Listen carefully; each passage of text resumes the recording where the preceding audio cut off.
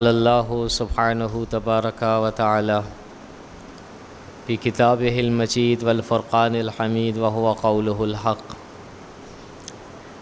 بسم اللہ الرحمن الرحیم۔ واللہ اخرجکم من بطون امہاتکم لا تعلمون شیئا وجعل لکم السمع والابصار والافئدہ لعلکم تشکرون۔ موضوع گفتگو مقصد حیات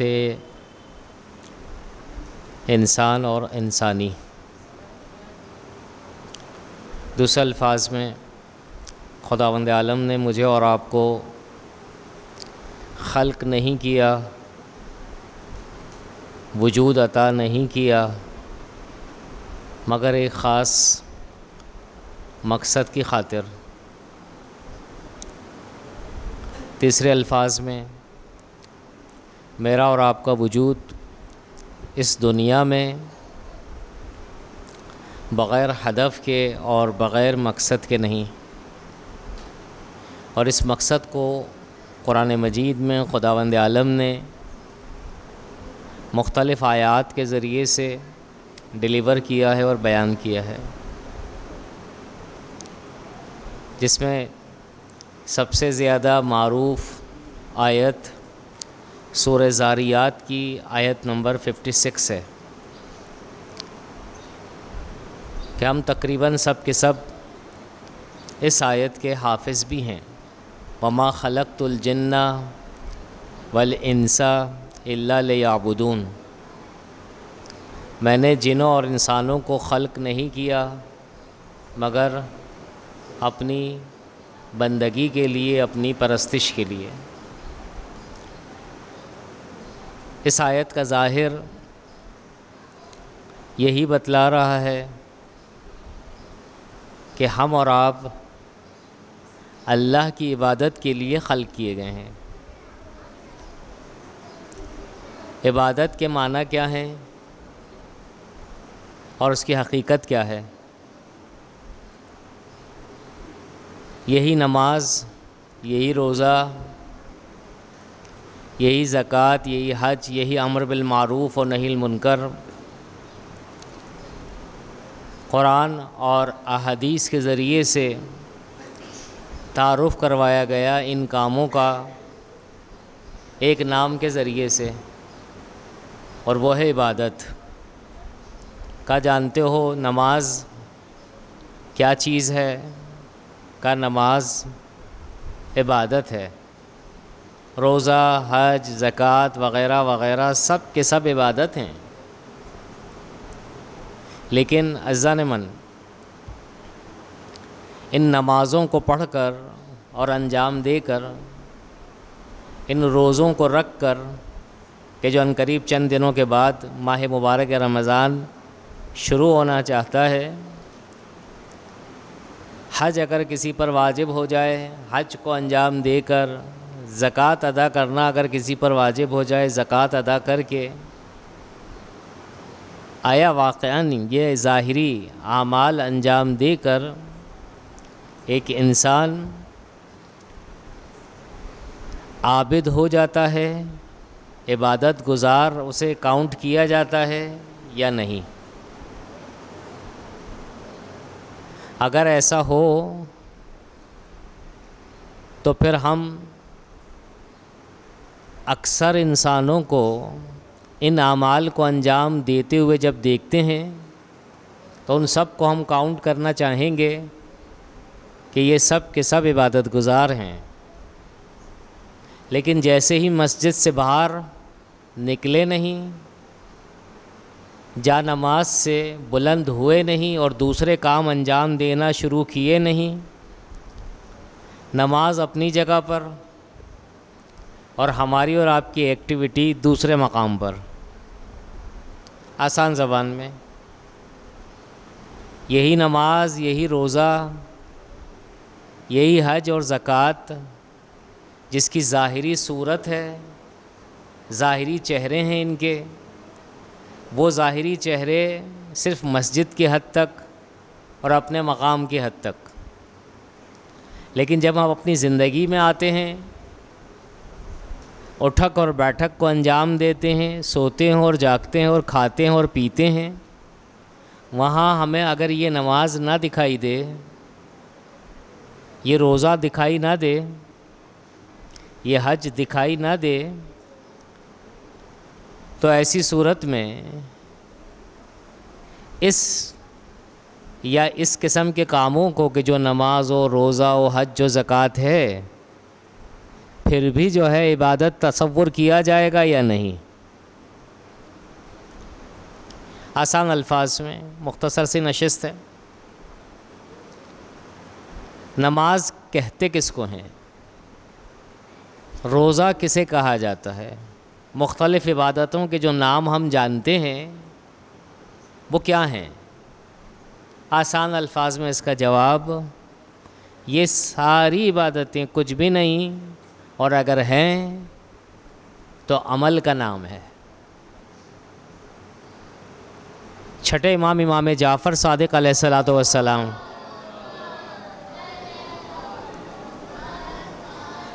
بہت ہی پیارا فرمان اس حوالے سے، کسی نے سوال کیا، یا ابن رسول اللہ، اے فرزند رسول، کیسے معلوم ہو کہ ہماری نماز قبول ہوئی ہے یا نہیں؟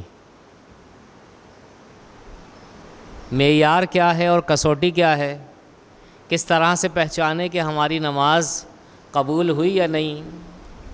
تو مولا نے بہت ہی اختصار کے ساتھ مختصر مگر جامع جواب دیا، ایک کسوٹی کو پیش کیا، ایک معیار کو پیش کیا، کہ اگر جاننا چاہتے ہو کہ تمہاری نماز قبول ہوئی یا نہیں تو ملاحظہ کرو نماز کو انجام دینے کے بعد کتنے فیصد تم نے نیک عمل انجام دیے اور کتنے فیصد تم نے برے عمل انجام دیے۔ جتنے فیصد تم نے اچھے کام انجام دیے اتنے فیصد تمہاری نماز قبول ہوئی ہے،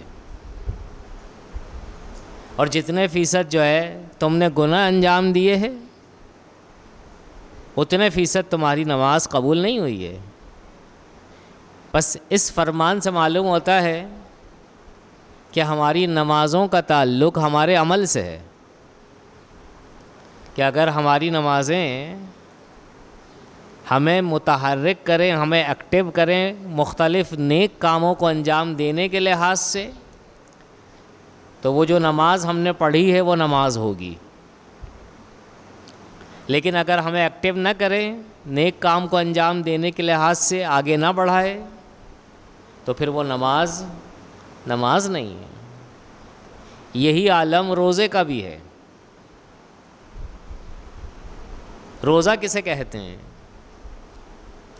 کہا روزہ وہ نہیں کہ خالی تم بھوکے رہو، خالی تم پیاسے رہو۔ روزہ بھوک اور پیاس کا نام نہیں ہے۔ روزہ انسان کو خدا کی طرف آگے بڑھنے کا اور بڑھانے کا نام ہے۔ کتنا تم خدا کی خاطر کام انجام دیتے ہو، جتنے فیصد تم نے خدا کی خاطر کام انجام دیے ہیں اور گناہوں سے رکے ہو، اتنے فیصد تمہارا روزہ قبول ہے۔ اسی طریقے سے کاؤنٹ کرتے چلے جائیے۔ حج، زکوٰۃ، خمس، امر بالمعروف نہی عن المنکر۔ ہمارے ہی درمیان بہت سارے افراد ہوتے ہیں جو نیکیوں کی نسبت بلاتے ہیں اور ہمیں اور آپ کو کہتے ہوئے سنائی بھی دیتے ہیں کہ یہ کام کرو، یہ نہ کرو، یہ کرو، یہ نہ کرو۔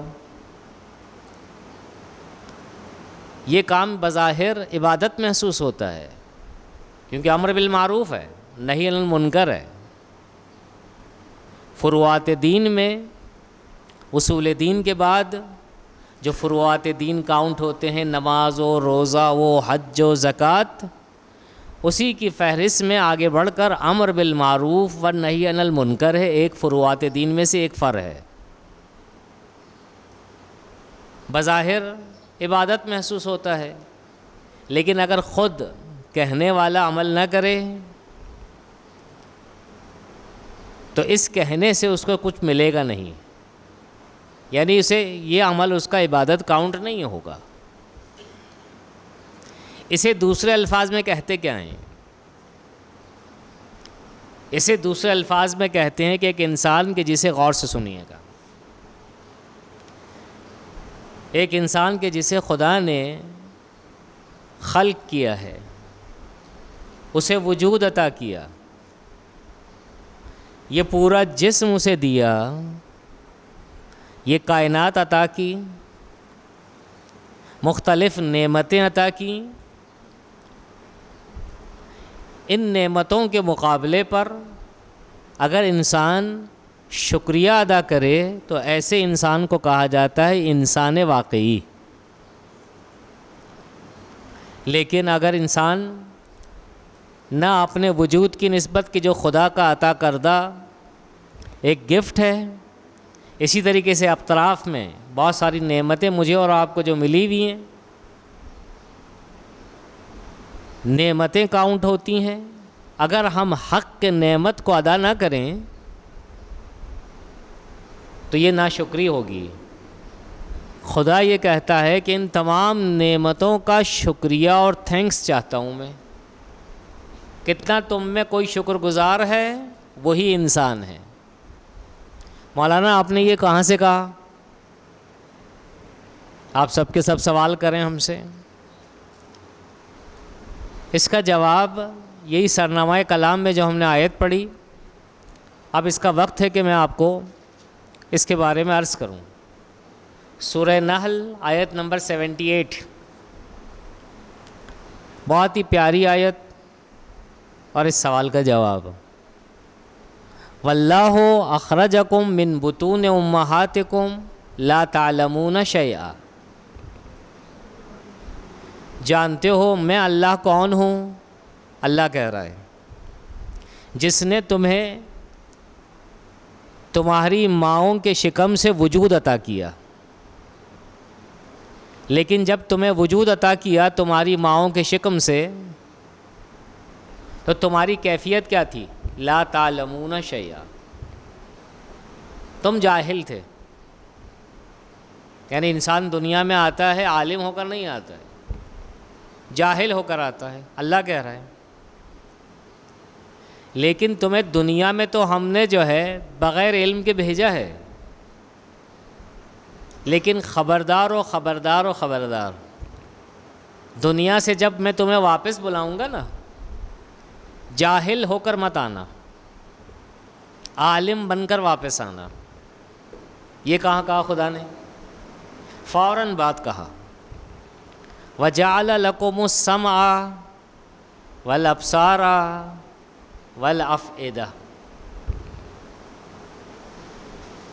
تمہیں جاہل تو خلق کیا ہے، لیکن ساتھ ساتھ تمہارے اس جسم کے اندر 3 سورس اور 3 وسیلے قرار دیے ہیں۔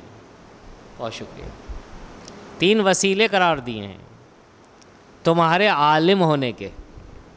ایک کان، دوسرے تمہاری آنکھ، تیسرے تمہارے دل و دماغ۔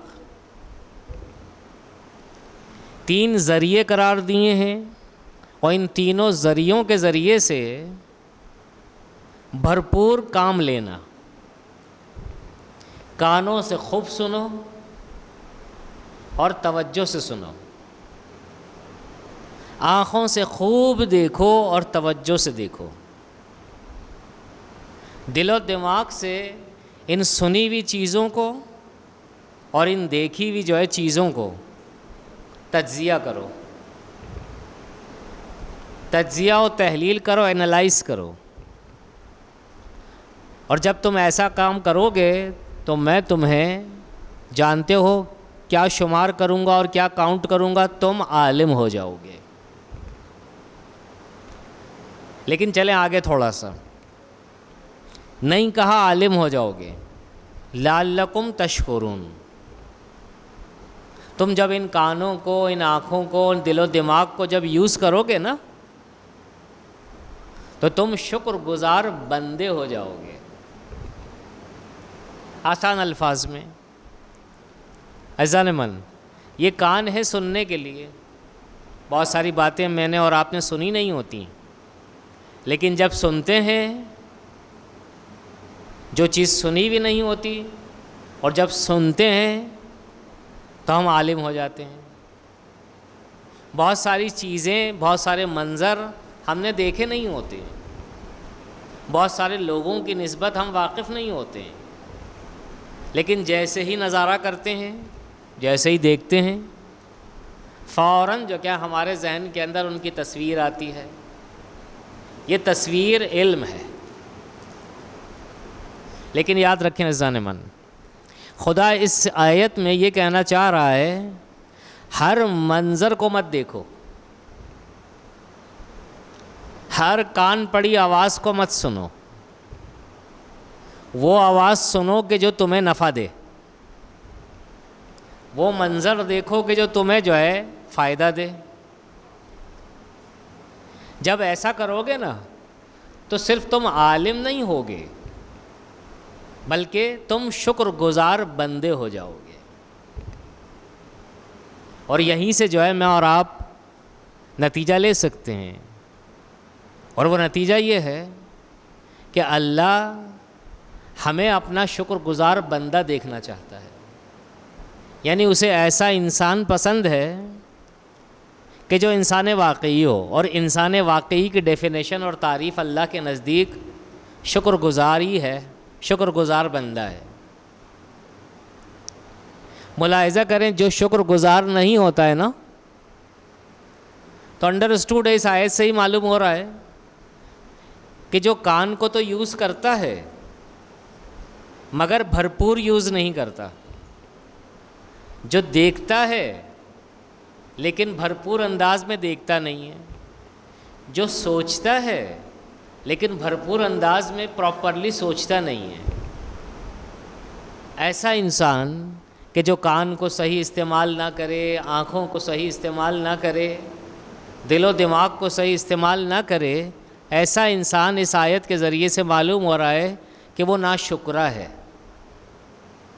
اور اللہ نے ناشکری کے لیے مجھے اور آپ کو خلق نہیں کیا، شکر گزاری کے لیے خلق کیا ہے۔ مولانا یہ ساری باتیں کہاں سے کر رہے ہیں آپ؟ یہ آیت ہم نے ایڈریس دیا آپ کو، سورہ نحل آیت نمبر 78۔ یہ شکر گزار انسان کی نسبت جو ہے بیان ہے اللہ کا،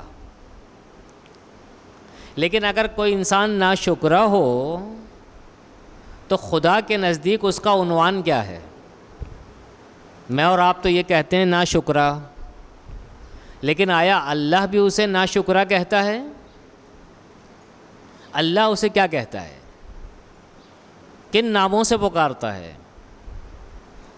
سورہ اعراف آیت نمبر 179، بہت توجہ سے سنیے گا۔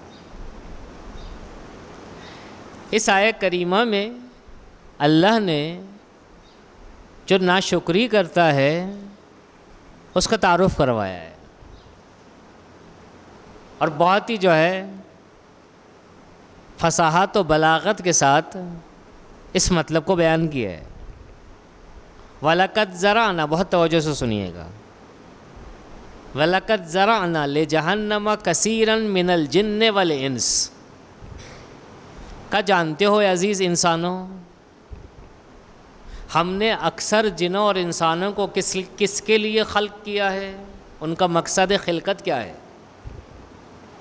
کا بارلا ہم تو نہیں جانتے، تو خود بتلا۔ تو خداوند عالم کیا کہہ رہا ہے؟ وَلَقَدْ زَرَعْنَا لِجَهَنَّمَ كَثِيرًا مِنَ الْجِنِّ وَالْإِنسِ، ہم نے اکثر جنوں اور انسانوں کو جہنم کے ایندھن کے لیے خلق کیا ہے۔ ہلا دینے والا مطلب ہے۔ صاحب تفسیر المیزان زرعنا کی جو میننگ کرتے ہیں، زرعنا ای خلقنا، کا ہم نے خلق ہی کیا ہے اکثر جنوں اور انسانوں کو، اکثر، کم نہیں، اکثر جنوں اور انسانوں، کس کے لیے؟ کا جہنم کی آگ بھڑکے گی نہیں مگر ایسے انسانوں کے ذریعے سے۔ کا بارلہا، انسان اور جہنم کا ایندھن یہ کیسے ہو سکتا ہے؟ کہا سنو اور خوب حوصلے سے سنو. اب میں تمہیں تعارف کروا رہا ہوں یہ انسان کیسے انسان ہے. لہم قلوب، انہیں ہم نے دل و دماغ دیے ہیں، لا یفقہون بہا، وہ سوچتے نہیں، وہ سمجھتے نہیں، وہ توجہ نہیں کرتے. دل و دماغ ہیں مگر سوچتے نہیں. مگر دل و دماغ ہو اور سوچے نہیں انسان، یہ کیسے ہو سکتا ہے؟ دوسرے الفاظ میں دل و دماغ ہیں، سوچنے اور سمجھنے کا کام بھی لیتے ہیں، مگر اللہ جس طرح سے چاہتا ہے سوچنا ویسا نہیں سوچتے. اللہ جس طرح سے فکر کرنا چاہتا ہے کہ تم اس طرح سے فکر کرو اور توجہ سے کام لو، نہیں. نیکی کی نسبت سوچو، کسی کے بارے میں بھلائی کے بارے میں سوچو، لیکن تم بجائے بھلائی کے برائی کے عنوان سے سوچتے ہو. نیکی کے مقابلے پر بدی کے حوالے سے سوچتے ہو. کسی کے نسبت فائدے کے مقابلے پر نقصان کا سوچتے ہو. کسی کو خوش کرنے کے مقابلے پر ناراحتی کا سوچتے ہو. کہا بارالہ ایسا انسان کیسا ہے تیری نگاہ میں؟ کہا صبر کرو اور سنو. لہم اعین، وہ انسان کے جو جہنم کا ایندھن ہے میرے نزدیک، وہ ایسا انسان ہے کہ جنہیں آنکھیں دی ہیں، لا یبصرون بہا، وہ دیکھتے نہیں. بارالہ آنکھ ہو اور دیکھے نا، یہ کیسے ہو سکتا ہے؟ کہا ہو سکتا ہے. کہا وہ کیسے؟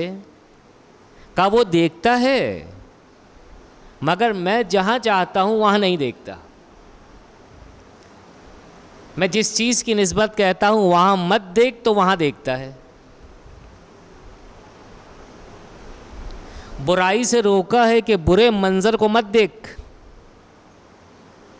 وہ وہاں دیکھتا ہے.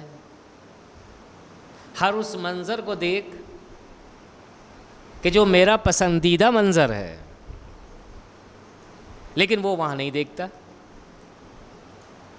بارالہ ایسا انسان کیسا ہے تیری نگاہ میں؟ کہا ابھی صبر کرو اور سنو آگے.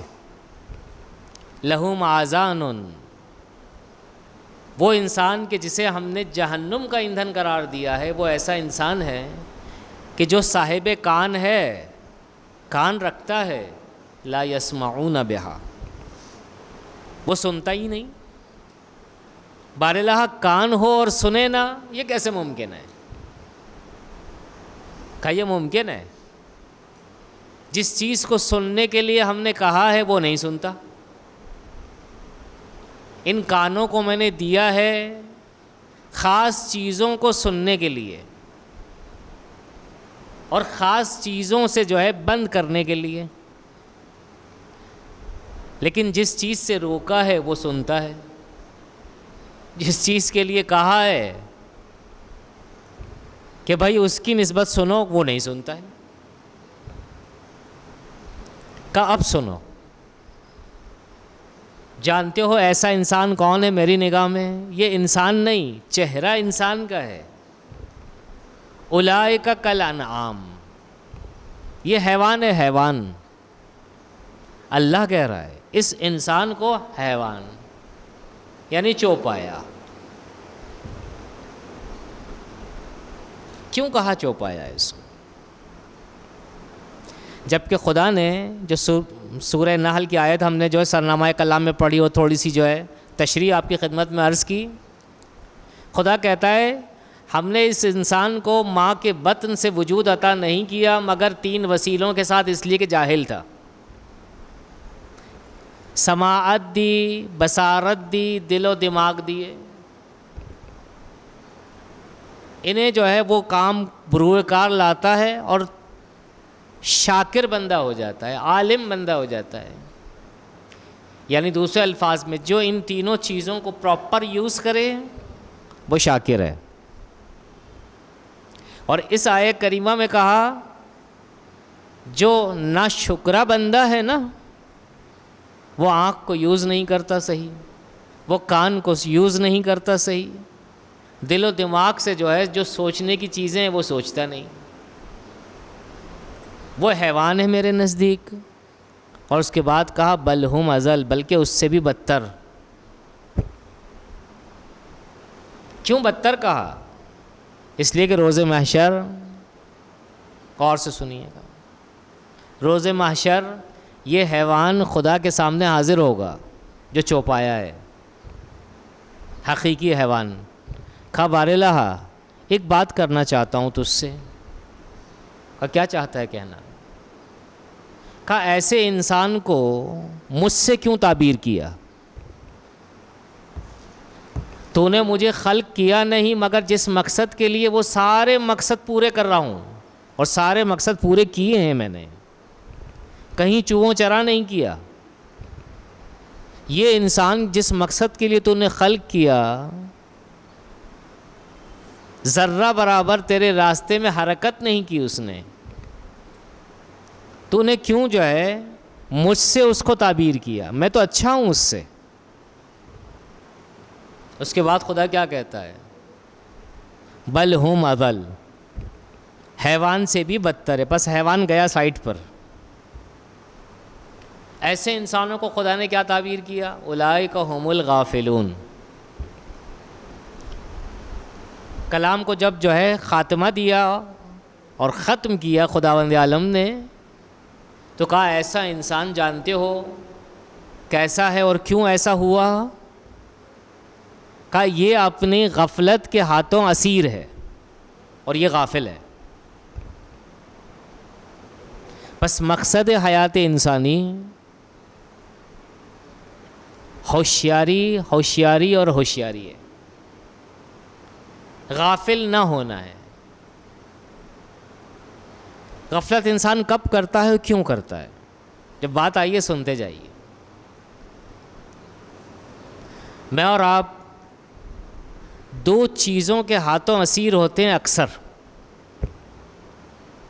مولا کائنات علی ابن ابی طالب علیہ السلام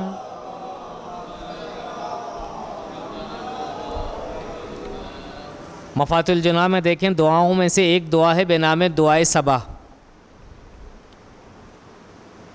نماز صبح کے بعد تعقیبات نماز صبح میں ایک دعا کا نام ہے، دعا پڑھی جاتی ہے دعائے صبا کے، جو امیر المومنین سے منسوب ہے۔ بیچ و بیچ دعا کے مولا نے جو ہے دو چیزوں سے اللہ سے پناہ مانگی ہے، دو چیزوں سے۔ بارلہا، مجھے ان دو چیزوں کے ہاتھوں تنہا مت چھوڑنا۔ وہ دو چیزیں کون سی کہ جو انسان کو رسوا کرتی ہے؟ ایک شیطان اور دوسرے ہوا و ہوس، وسوسۂ شیطانی، نفسانی خواہشات۔ دو چیزوں کے ہاتھوں انسان اگر تنہا ہو جائے نا تو بیچارہ ہے، ہلاکت کے علاوہ کوئی نتیجہ نہیں اس کا۔ ماہ مبارک رمضان آنا چاہتا ہے، روزانہ مختلف دعائیں پڑھی جاتی ہیں، لمبی چوڑی چھوٹی مختصر۔ ان تمام دعاؤں میں کو اگر جمع کریں نا، ایک دعا جو ہے بہت زیادہ جو ہے ائمہ طاہرین سے ملتی ہے، لیکن کم توجہ کرتے ہیں میں اور آپ۔ اور وہ دعا یہ ہے، الہی لا تکلنی الی نفسی طرفۃ عین ابدا۔ بارلہا، میری تجھ سے عاجزانہ درخواست ہے، تو ہرگز ہرگز مجھے اپنے نفس کے ہاتھوں پلک جھپکنے کی حد سے بھی کم تر تنہا مت چھوڑنا۔ تیری توجہ اگر ہٹ گئی مجھ سے تو میں رسوا ہو جاؤں گا۔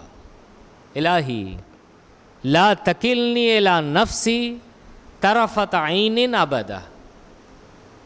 طرفۃ عین پلک جھپکنا اور پلک جھپکانا، کہا اس سے بھی کمتر عرصے کے لیے تنہا مت چھوڑنا. اور مولا نے دعائے صبا میں اس چیز سے کہ جو نفسانی خواہشات ہے اس سے پناہ مانگی ہے. ہوا و ہوس کی اسیری انسان کو حر باقی نہیں رہنے دیتی، آزاد باقی نہیں رہنے دیتی. حر انسان وہ ہے اور آزاد انسان وہ ہے کہ جو اپنی ہوا و ہوس کے ہاتھوں اسیر نہ ہو. یہ بھی مگر آزادی ہوئی کہ انسان جو چاہے جی میں آئے وہ انجام دے. کیسے ممکن ہے؟ یہیں پر ہی سوال اگر کر ڈالیں ہم آپ سے اور آپ ہم سے، اور وہ سوال یہ ہے کہ آپ آزاد ہیں، اور آپ بھی ہم سے کہیں، سوال کریں کہ مولانا آپ آزاد ہیں، تو ہمارا دونوں کا جواب یہ ہوگا کہ اس میں کیا شک ہے، ہم آزاد ہیں. خوب آزادی کی نشانی کیا ہے ہمارے وجود میں؟ کوئی روک ٹوک نہیں. کھاتے ہیں اختیار کے ساتھ، پیتے ہیں اختیار کے ساتھ، کلام کرتے ہیں اختیار کے ساتھ، نہیں کلام کرنا اختیار کے ساتھ، سوتے ہیں اٹھتے ہیں جاگتے ہیں، سب کچھ تو اختیار کے ساتھ ہے. اور جو اختیار کے ساتھ کام انجام دیتا ہے اور روک ٹوک نہ ہو تو اسے کیا کہا جاتا ہے ہماری ادبیات میں؟ آزاد. مولا کیا فرماتے ہیں؟ یہ بھی کوئی آزادی ہوئی؟ یہ بھی کوئی آزادی ہے اور حریت ہے؟ کا آزاد وہ ہے. مولا آپ بتلائیے آزاد کسے کہتے ہیں؟ کا آزاد وہ ہے کہ جب اس کے دل میں آئے کہ فلاں کام کو انجام دینا ہے وہ اپنے آپ پر جو ہے کنٹرول کرے اور انجام نہ دے.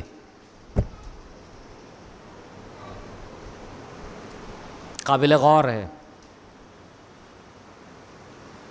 اور پتہ کی بات ہے. اس کا مطلب ہے ہمارے نزدیک جو ڈیفینیشن ہے حریت کی اور آزادی کی یکسر مختلف ہے 180 ڈگری مولا کائنات کی تعریف سے. یہ بھی کوئی آزادی ہوئی؟ آزادی یہ نہیں، آزادی تمہارے ہوا و ہوس کی جو خواہشات ہیں، نفسانی خواہشات ہیں، اس پر کنٹرول کرو، یہ ہے آزادی. کہ جس طرح سے رسول اسلام کا وہ قصہ یاد ہوگا آپ حضرات کو، بارہا در بارہ ممبروں سے جو ہے ذاکران اہل بیت جو ہے سناتے رہتے ہیں اور ہم سنتے ہیں، اور اتھینٹک ہے یہ واقعہ کہ رسول خدا کا گزر ہوا کسی جگہ سے، چند جوانوں کو دیکھا کہ آپس میں کمپٹیشن کر رہے ہیں کس چیز کا؟ وزن اٹھانے کے حوالے سے. کہا بھائی کیا کر رہے ہو یہ؟ کہا یا رسول اللہ ہم جو ہے اپنے آپ کو آزمانا چاہ رہے ہیں کون بہادر ہے اور شجاع ہے، زیادہ ہمت والا ہے اور طاقتور. کہا یہ وزن اٹھاتے ہیں، جو اٹھا لیتا ہے وہ شجاع ہے اور بہادر اور طاقتور. اب رسول خدا نے دیکھا کہ تندور گرم ہے اور روٹی لگا دینی چاہیے اس وقت. بھائی ٹھنڈے جو ہے تندور پر روٹی لگتی ہے کبھی نہیں. موقع تھا رسول اسلام نے کہہ دیا. اور کیا کہا؟ اے جوانوں کیا چاہتے ہو میں تمہیں جو ہے بتلاؤں کہ تمہارے درمیان شجاع انسان اور طاقتور انسان کون ہے اور کمزور انسان کون ہے اور بزدل کون ہے؟ کہا یا رسول اللہ اس سے بڑھ کر کیا ہوگا؟ کہ جو نفس کی خواہشات پر کنٹرول کر لے وہ شجاع ہے، اور جو نفسانی خواہشات پر کنٹرول نہ کر پائے وہ کمزور ہے. یعنی دوسرے الفاظ میں فزیکلی طور پر باڈی وائز جسمانی لحاظ سے چاہے تم کتنے ہی پاورفل کیوں نہ ہو، لیکن اگر نفس پر کنٹرول نہیں کر پاتے تم بزدل ہو اور کمزور. لیکن اگر جو ہے فزیکلی لحاظ سے باڈی وائز اگر تم پتلے اور دبلے ہو لیکن نفس پر کنٹرول کی نسبت تم جو ہے مہارت رکھتے ہو، تم شجاع ہو. ماہ مبارک رمضان عزیزان من، مجھے اور آپ کو بہادری کا درس دینے کے لیے آ رہا ہے، نہ صرف درس دینے کے لیے آ رہا ہے، بلکہ جو ہے ماہ مبارک رمضان ہمارا معلم بھی ہے اور مربی بھی، تعلیم کا عمل بھی انجام دیتا ہے یہ ماہ مبارک رمضان، اور تربیت کا عمل بھی انجام دیتا ہے۔ 16 گھنٹے 17 گھنٹے بھوک اور پیاس کے ذریعے سے تربیت کا عمل ہے، خالی پیٹ کو خالی رکھنا کافی نہیں ہے، اس کان کو، اس آنکھ کو، دل و دماغ کو بھی خالی کر رکھنا ہے، کیوں کر ہم جو ہے اپنے شکم کو بھوکا رکھتے ہیں، پیاسا رکھتے ہیں اپنے آپ کو، کہا ان کانوں کو اور آنکھوں کو بھی بھوکا اور پیاسا رکھو۔ وہ کیسے؟ کہ ہر منظر مت دیکھو، ہر کان پڑی آواز کو مت سنو، ہر وہ چیز کی جو تمہارے ذہن میں آئے اسے قبول نہ کرو، بلکہ پراپرلی سوچو اور اس کے بعد اسٹیپ لو۔ بس آخر کلام، بہت زحمت دی آپ کو۔ خداوند عالم کا پسندیدہ انسان وہ ہے کہ جو عبادت گزار ہو۔ عبادت گزار وہ شخص ہے کہ جو شکر گزار ہو نعمتوں کے مقابلے پر، اور شکر گزار وہ ہے کہ جو اپنے اعضاء و جوارح کے ذریعے سے صحیح کام انجام دے۔ خدا ایسے انسان کی نسبت تعریف کرتا ہے سورہ مومنون میں، فتبارک اللہ احسن الخالقین، کا پاک و بابرکت وہ ہے ذات، یعنی اپنی نسبت تعریف کر رہا ہے کہ جس نے ایسا انسان خلق کیا ہے کہ جسے کان دیے، آنکھیں دی، دل و دماغ دیے اور صحیح طریقے سے یوز کرتا ہوا نظر آتا ہے۔ صلوات بھیجے محمد و آل محمد پر۔